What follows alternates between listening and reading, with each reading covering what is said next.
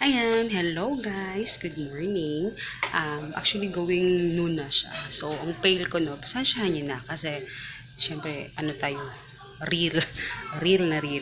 So, ituturo kayo sa tindahan kasi gusto ko ding ma-document yung progress ng tindahan. Syempre, gusto ko ding ipakita sa inyo yung itsura niya at saka gusto kong tour kayo ngayon habang hindi pa alam nyo kahapon lang ako naglinis pero ngayon nga medyo grabe dumumi na yung mga tindahan, so bago pa talagang over na dumumi, and itutour ko na kayo kasi maliit na naman yung tindahan natin guys, diba? So, itutour ko kayo ngayon kasi nag-ice water ako. So, sabi ko, itutour ko na lang kayo ngayon kasi habang hindi pa ko gano'n ka-busy talaga. So, diba? So, I'm so lang talaga excited na i-share kasi talagang gusto kong ma-document talaga. Kasi talagang seryoso talaga ako sa pagtitindahan ko. Kasi nga, diba sabi ko sa inyo, ito yung dream ko talaga to na magkaroon ng tindahan, which is talagang grabe. So, yan. Simulan na natin. So, gito ko kayo itutour muna, no? Sa loob muna tayo mag-tour. So, gusto ko nakikita nyo yung mukha ko. So, diba? Diba? So, dito na part, guys. Ayan, nandito yung mga shampoo, tsaka yung mga tawag dito, mga kape, ganyan. So, dyan ko siya nilagay. Yan siya, guys. Dyan ko siya nilagay kasi nga, 'di ba, wala kaming tawag dun sa alcoba, parang wala kaming ceiling na wala pa kaming ceiling. So, hindi ako makapagkabit dito ng ng paglalagyan ng nakahang siya. So, ang ginawa ko, ganyan lang siya, no? In-stapler ko lang siya, guys, kasi syempre, hindi naman ganun kadami yung tinda ko. Actually, nadagdagan na to, guys.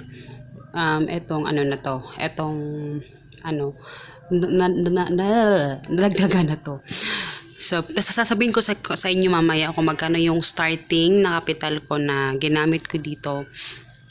So, ayun, yan nadagdagan na siya.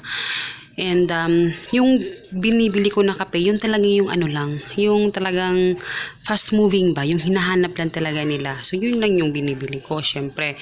Dahil hindi ba naman ganoon talaga sobra kadami yung customers natin kasi hindi yung iba hindi naman nila alam na nagtitindahan ako. So it's a process. So nandito yung mga shampoo, yung mga So ito, ginanyan ko na lang muna kasi ito yung may mga keratin, ganyan. Ginanyan ko lang muna. Ito yung mga fast moving na mga sabon, mga surf, and yun, mamaya may mga sabon pa ako papakita sa inyo. So, ayan. So, konti lang siya. So, hindi naman ako na sobrang pagkadabi kasi iyan lang naman yung hinahanap ng tao, diba? So, dito na part, dito yung freezer natin, nandun yung ref, nandun yung eggs yan para sa aming yung sa business namin na yung ibang business. So, nandito nakalagay yung dito na lang siya nilagay. Yung mga kape, yung mga, ito talaga yung mga hinahanap ng tao. So, kailangan meron ako mga ganyan. So, pa isa-isa lang na, ang importante sa akin, meron akong may bigay sa kanila pag nagkahanap sila. So, yun, yung mga tasty boy and something on, ito kalomit. Kami lang yung nakakaubos ito. Ginagamit namin. Mga kape. So, yan. Medyo, random. So, dito yung aming ref. At saka yung aming bill. Ito yung first bill namin sa kuryente. Ay, sa guys. Ito yung first bill namin sa tubig. So, magbabayad ako ngayon. So, anyway. So, after nyan, so, syempre, dito tayo. So, nandito na. So, syempre, wala tayong guys, wala tayong division talaga kasi hindi pa naman talaga to final. Meron pa kami mga plano ni Papa. So, pagtsatsagaan ko muna kung ano yung meron tayo ngayon. 'Di ba? So, dito, diba? May mga nakapatong na doon. So, ganyan talaga. So, nandito, ito yung lagayan namin ng shoes, guys. So, nilinis ko siya kasi hindi na namin ginagamit. No? Kasi, grabe yung mga kasama ko dito sa bahay, nasisira talaga siya pag so siya na madilim ha, and nasisira siya kasi grabe yung makabunot. So ang ginawa ko, nilagyan ko siya ng mga kanton. Wala kasing yung phone ko, guys. light. So, yun yung mga kanton dito. Sinepa-separate ko siya. So, yung mga noodles, yung mga cup noodles ko, meron pa dito, cup noodles. Ito, meron akong shin cup. Yun, ganyan. So, yun. Tapos, dito na yung mga dilata. So, dito, ito yung dinivision ko. Para ano talaga siya, hindi siya talagang totally open talaga yung sa kabilang ano, no? So, ang ginawa ko, ganyan na lang. So, nandito yung mga dilata. So, ito yung mga dilata. Ito yung, ano na guys, tawag dito. Pasensya na ha, madilim talaga siya, be. Kasi nga, makulimlim. So, ayan. So, mamaya pakita ko din sa inyo yung labas. So, nandito yung mga dilata natin.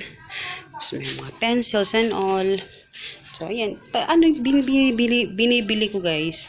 Kasi everyday naman si Papa umaalis. So, okay lang sa akin. Kahit ganito lang yung ano. Importante sa akin, mayroon akong maibigay sa customers pag nagkahanap sila.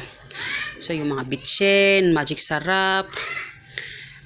Ito fast moving talaga to. Magic sarap, mga sabon, mga toyo, and all. May mga sabon pa din ako dito. Ayan, madilim. And then, ito yung meron din ako dito. Sabon din. At saka yung mga Fabcon. Mamasitas. Ayan, may ketchup na Mafran. Ayan. Diba? Meron tayong mga cream, all-purpose cream. Ito din, meron tayo.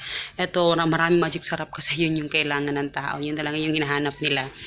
And, dito na part naman, ito lahat yung mga hinahanap din nila na hindi talaga sobrang yung everyday na binibili. Pero naghahanap talaga sila ng mga ito pulbo, tawas. Isa-isa lang yung binili ko guys. Ito, Fecascent, merong Raya na super scent, meron din ito. So, importante sa akin na may mabigay. Ito yung mga napkins and all.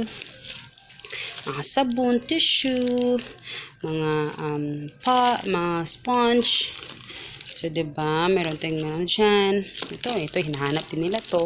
Itong Kojic soap, yung mga sabon na jumbo.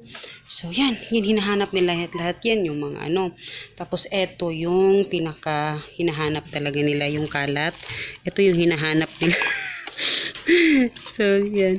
Ito hinahanap din nila to. Itong ganito. Kaya bumili ako ng Tan-Aid and then ng napakamahal na kilo ng white sugar. Magkano ba sa inyo guys? Ito sa amin 90 pesos ang kilo. So diba? So half lang yung bili ko kasi hindi naman siya masyadong hinahanap ng tao. Ang hinahanap nila etong brown sugar. So ito talaga grabe ito guys, yung hinahanap talaga nila. So ito iriripa ko pa ito kasi nga mas mura sa Gaisano kaya doon ako bumibili. So, pero sa palengke, merong mga nakaganito na guys. So, 1/4 na. So, yun yung maganda. Pero, mas mahal sila doon. Pero, ayun. Tapos, eto yung bigas. Ito yung bigas ko. Yung bigas ko guys, hindi ako bumibili ng isang sako. Kasi nga, mas okay sa akin yung 10 kilo lang. Pero, syempre, mas makakales kapag pag may sapatos dun sa likod na hulog. Mas makakales ka ng malaki pag isang sako talaga. Pero sa akin, ayaw ko ma-stuck yung pera dun sa bigas lang, no? So, okay na sa akin yung 10 kilos. So, yan, pinaripa ko kay Papa kahapon. Ito yung asin. Ayan, ano tong asin? 5 pesos.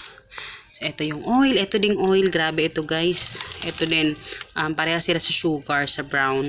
Yan talaga yung basic na hinahanap nila. And then, bumili din ako ng cotton kasi ito talagang hinahanap din nila. Basic din yan. Meron din cotton buds. Merong cotton balls. Ayan. So, yan. Tapos, ito. Hindi ko pa ito na-display sa labas kasi nga marami akong ginagawa. Sako. 10 pesos only kasi hinahanap nila lang yung sako guys. Kasi nga sa basura. So, yan. Konti na nga lang yung natira. Ayan. So, dito na tayo. Ang init. Ang init eh. So, mamaya ko na ipakita yung mukha ko, ha? Tsaka against the light tayo. So, papakita ko sa inyo mamaya yung labas. So, dito lahat, yung mga junk foods. Kasi ito talaga, ito yung mga fast moving din na mga junk foods. Kasi, tsaka nagpapaano kasi yung junk foods, guys. Doon hindi siya ganun kalaki yung kikitain mo, pero mas mabilis mo siyang maibenta. At tsaka, siya yung alam mo yun, nagdagdag buhay dun sa tindahan. So, syempre, maliit lang naman yung tindahan ko. So, yan yung inanuhan ko. Marami na akong, kota na ako sa junk foods. Yan talaga yung goal ko. Tsaka, yung mga malalaking junk foods sa labas. Pakita ko sa inyo mamaya. So, yan. Yung mga junk foods natin. So, kasi hindi ko pwedeng isang buong ilalagay nito kasi hindi nila nakikita. Nung ginanyan ko yung forma niya, mas mabilis ko siyang naibebenta kasi nga mas attractive siya tingnan sa labas. So mamaya pakita ko sa inyo. Tapos dito naman, ito yung mga baskets ko. Yung mga baskets, ito yung oil ako. So ayan, may may bumili. So ayun. Ito yung mga biscuits ko, guys. Ayan, may mga overload and everything. Ayan, mga biscuits na yan. Ito din, may mga pang baon-baon ng mga bata, 'di ba? So yun yung hinahanap nila. So, yun. And then, yun, ibang naman dito, mga junk foods. And dito naman, ito din yung mga pambaon-baon ng mga bata. So, kailangan meron ka mga ganito, mga cupcakes. Ba't ang arte ko na magsalita? Lemon square. Meron ding, tawag dito? Doughy donut. Actually, meron pa akong isang ganito, hindi pa ako nakabili kasi walang stocks. Ito, stick-o, pang baon din nila yan. So, meron akong ganyan na isa. Nakikita talaga nila. Kailangan i-present mo ng maganda. Tapos, ito, yum-yum, na mga ganyan. And then, dito naman sa baba, basket pa din yan, guys. Puro basket kasi nga, diba? Kailangan hanapan ng paraan na may display ng maganda. So, ito, meron akong mga dito, ayan, mga candies. Ito, Cloud9. Pakita ko sa iyo mamaya sa labas. So, dito, meron ding mga, ayan, mga kinis, mga pambata. Kailangan pakita mo. So, ito, ang dumi ng yan, wala ng, tawag dito, mga ganyan. Babili pa ako. So, dito din, meron ding mga junk foods. Kailangan siyang i-display talaga, guys, kasi para makita talaga ng mga bata. Kasi sila talaga yung number 1 customers ko. Ayan, may mga ganito ako. And then, ito yung ginawa ko, guys, kasi para ma-display ko lang. Mas mura kasi itong ganito compared sa mga kung bibili ka talaga ng ng lagayan. So, ito lang muna kasi syempre, mauubos yung ating tawag dito, mga ginansya ba? Mauubos sa pagbili ng So, yan. Ito, mga super sticks na malaki. Lollipops and all. So, yan. Tapos, dito yung table ko, guys, na makalat siya. So, ayan. Yan yung kabuuan niya. So, pasensyahan nyo na yung mga kalat-kalat sa baba. So, yan. Yan yung kabuuan. Tapos, ayan. Yan, nakikita nyo? So, yan yung itsura niya. Maliit lang, diba? So, dito, guys. Dito yung dito yung labas. So, sa labas, diba? Very attractive siyang tingnan sa labas. At saka, puti kasi yung yun talaga yung goal ko. Puti yung para talagang malinis siya tingnan. So, yan. Nakikita talaga siya. So, ito yung mga malalaki kong So, yan yung aming tarp. And, ayan. Tapos, ayan siya. So, ito talaga yung pinapambungad kasi talagang yan yung hinahanap talaga ng Pasensyahan nyo na to. Mga butas-butas, ha. So, ayan. So, ito yung overload, meron din dito. Ayan. Ayan siya, guys.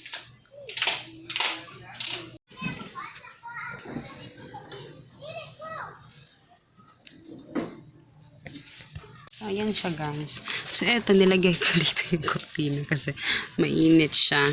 So, yan. Yan lang yung laman ng ating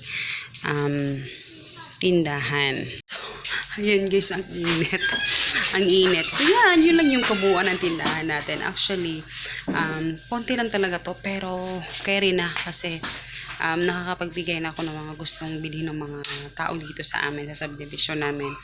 So yun, magkano nga ba yung sinimulan namin na ano nito?